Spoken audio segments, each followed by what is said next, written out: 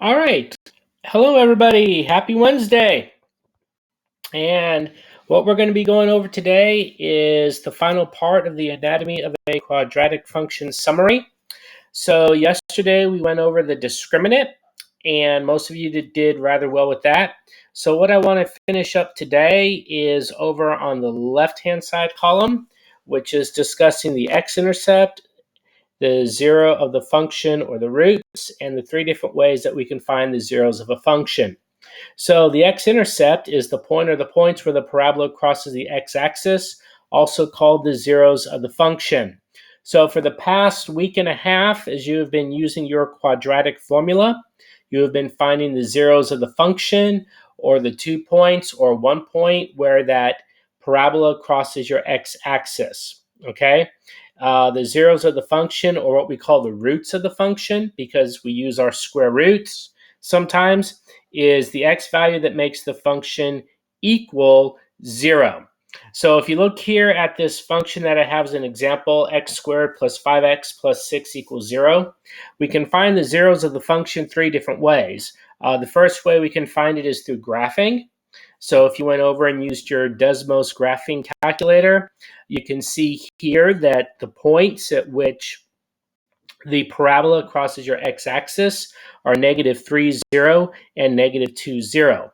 And the reason that we say x squared plus 5x plus 6 equals 0 is because normally we would use y or f of x, but we are looking for the point where the value of y or f of x is 0. So if you look at both of these ordered pairs, -3, 0, at that point y is 0, and at -2, 0, at that point y is 0 as well. So that's why when we write this as x squared plus 5x plus 6 equals 0, we're looking for the 2 points where y equals 0. So one way to find it is through graphing.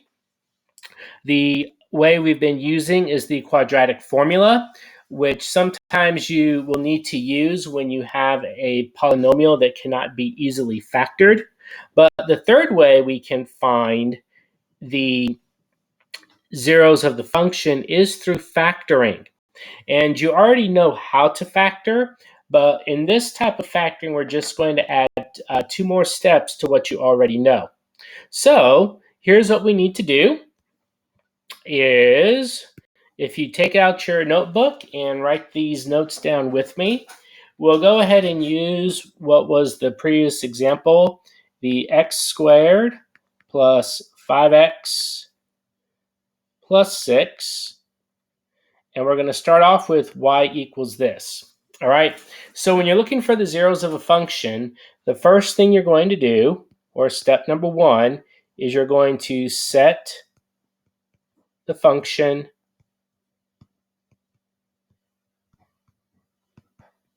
equal to 0.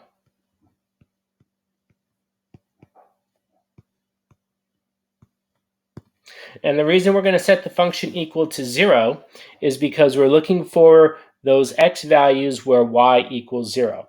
So we're simply going to rewrite this as x squared plus 5x plus 6 equals 0. And the reason I'm moving my 0 from the left-hand side to the right-hand side is that's just our normal way of solving an equation, is to have our variable on the left-hand side. So the first thing we do is we set the function equal to 0. The next thing, step number 2, which you already know how to do, is you factor the trinomial or polynomial, whichever you want to call it. So if I'm going to factor this polynomial, I'm looking for two numbers that when added together equal 5, and when multiplied together are going to equal 6. So that's pretty easy. It's going to be factored x plus 2 times x plus 3, and all of that's still going to equal 0. So this is the first part, x squared plus 5x plus 6 is the polynomial in standard form. X plus 2 times x plus 3 equals 0 is the polynomial in factored form.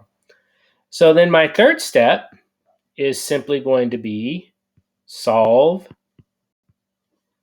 the equation.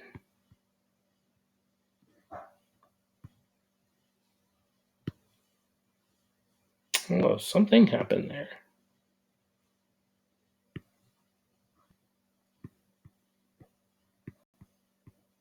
All right, so when I solve the equation, this is actually two equations, okay? So I have here x plus 2, so I'm going to have x plus 2 equals 0. Then I'm also going to have x plus 3 equals 0. So what I do is I treat this simply like a one-step equation. I want to isolate x by itself, so I subtract 2 from both sides. So that's going to give me x equals 0 minus 2 is negative 2. And then on this side, I would subtract 3 from both sides. So that gives me x equals a negative 3. So that means my solution set there is going to be negative 3, negative 2. And if I return to my graphed example on Desmos, that's exactly what I found. Negative 3, negative 2.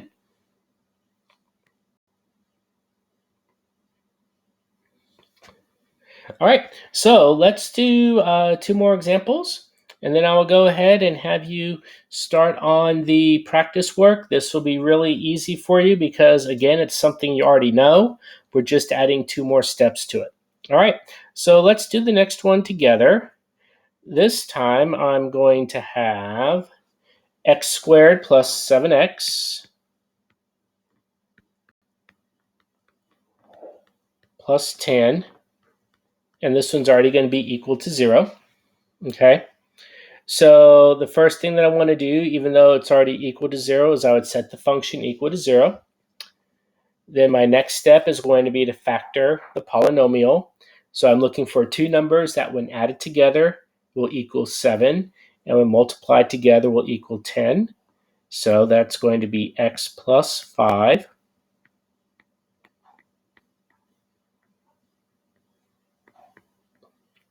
So that is my factored form of the polynomial. Now I solve the equations. So I have x plus 5 equals 0, and I have x plus 2 equals 0. So I subtract 5 from both sides, and I arrive at x equals a negative 5. I subtract 2 from both sides, and I arrive at x equals a negative 2. So what that tells me is that this particular parabola is going to cross my x-axis at 2 points, negative 5 and negative 2. Okay?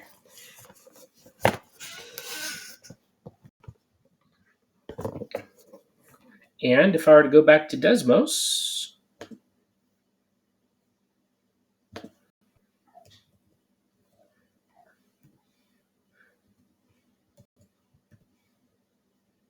and here's what I see is when I graph that as well, I see that my parabola crosses here at negative 2, 0, and it crosses at negative 5, 0.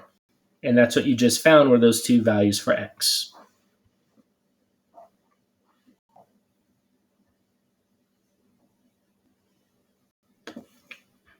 All right, so let's go ahead and go through one more example together.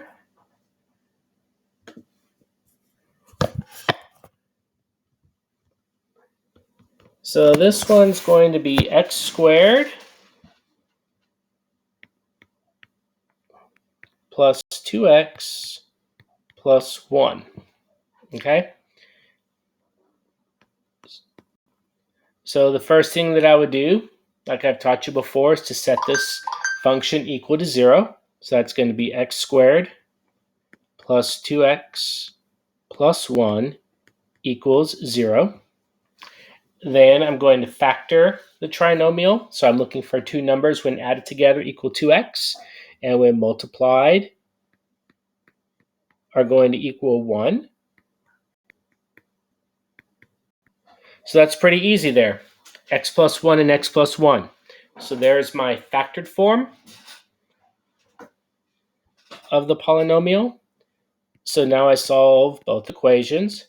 So I have x plus 1 equals 0. And of course, this is the same thing. X is going to equal -1 for both equations. All right? So this means, like we learned yesterday about the discriminant, that I simply have one solution. Okay? So if I go back to Desmos, and if I type in over here, x squared plus 2x plus 1, here's my one solution at -1, 0. So where y is 0, x is going to be -1 for this particular quadratic function. All right, so that is all for today. There's an assignment for you to do on Google Classroom. If you have any questions, as always, come and see me on Google Meet between 11 and 1. Have a great day, everybody.